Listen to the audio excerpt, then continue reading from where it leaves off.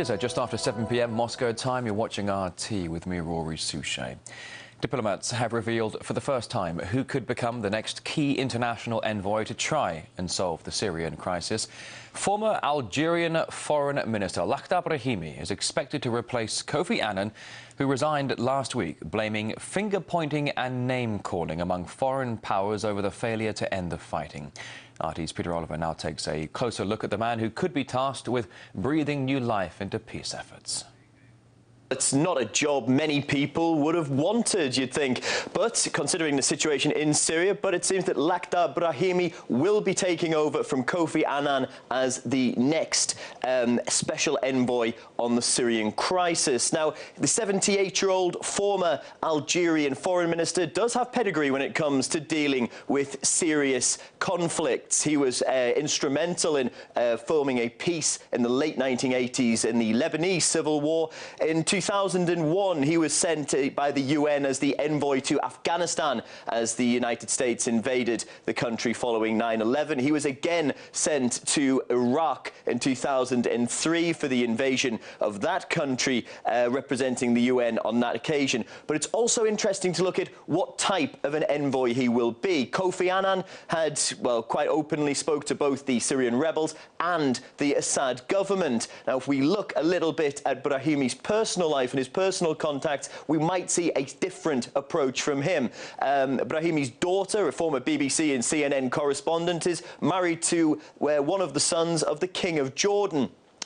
So strong family ties there. Jordan, of course, a country that has been linked to the smuggling of weapons and other arms into Syria, into the hands of the Syrian rebels. And Jordan, of course, a haven, a place of choice for those defecting from the Assad government to go. So perhaps we could see Brahimi focusing his attention on speaking to the rebels, as opposed to the way that Kofi Annan tried to do it, with speaking to both the rebels and the Assad government. But it looks like he will take over from Kofi Annan, so it looks like the next envoy going to be Lakhdar Brahimi, the former Algerian foreign minister, taking on that difficult job in Syria.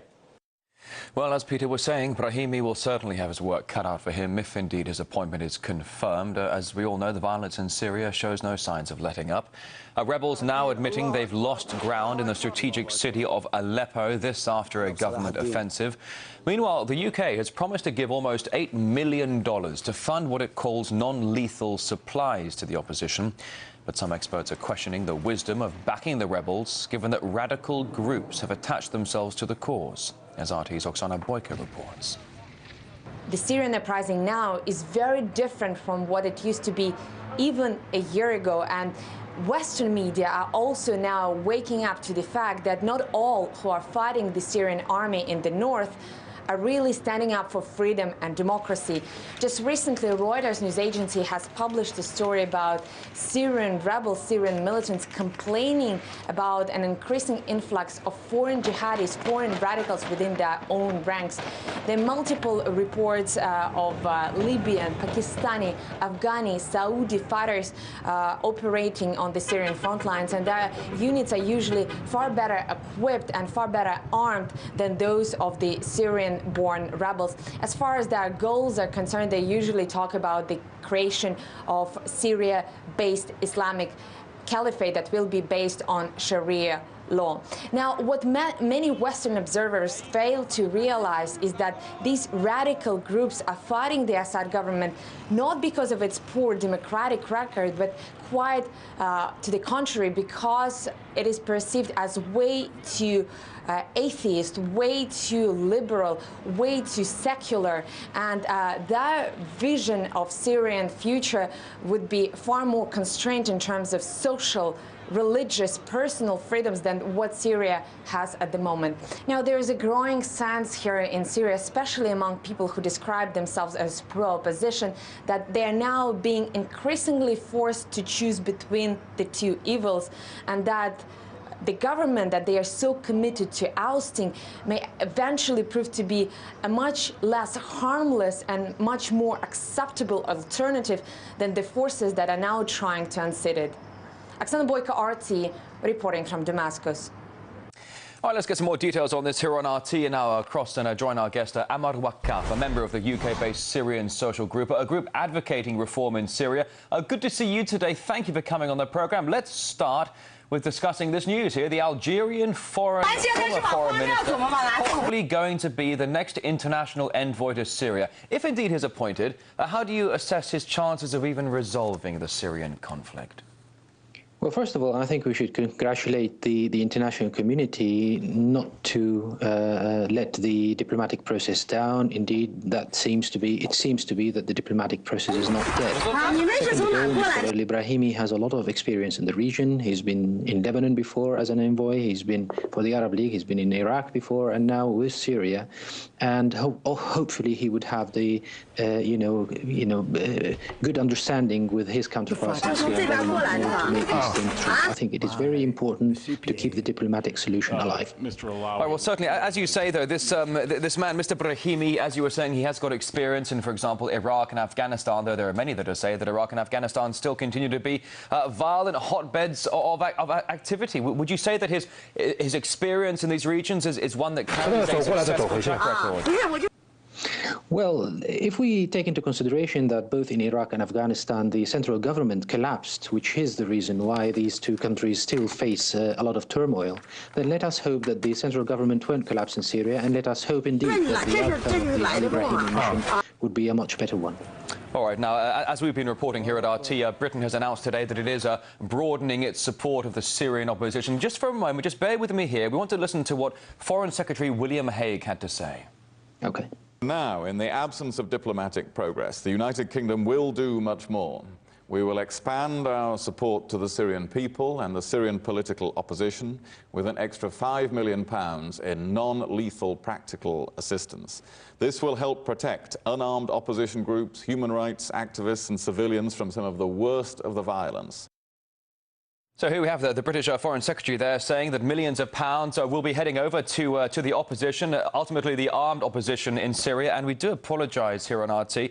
We're just trying to re-establish our connection with Mr. Waqqaf. I do trust you can hear me now. As we were just listening to very good indeed. As we were just listening to William Hague, millions of pounds now are being sent to support the armed opposition, who we hear are increasingly being aided by radical Islamists from abroad. Is that a wise idea, do you think?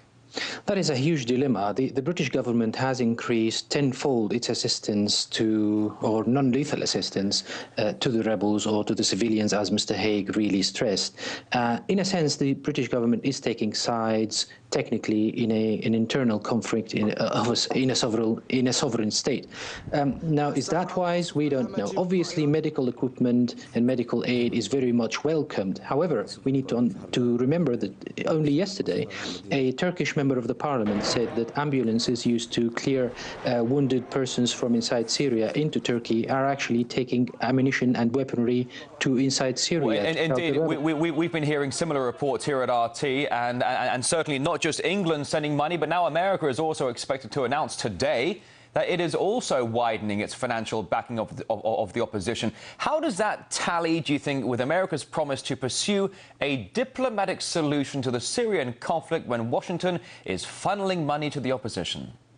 Well, they are playing it both ways. Whichever happens, then probably they think they will be winning. I don't think it is wise for the American government to help Al-Qaeda. I don't think how the American electors would feel come October, the presidential elections, when they realize that their country is actually funding Al-Qaeda, even though the Foreign Secretary, the Secretary of State Hillary Clinton, yesterday warned against proxies and extremists being sent into Syria. But that is media talk. I mean, let us go back to Mr. Hague's statement. He said that communication devices will be sent in order to warn civilians against impending government attacks. Now, who is going to be warning them? Are there satellite images that are going to be passed to the ground?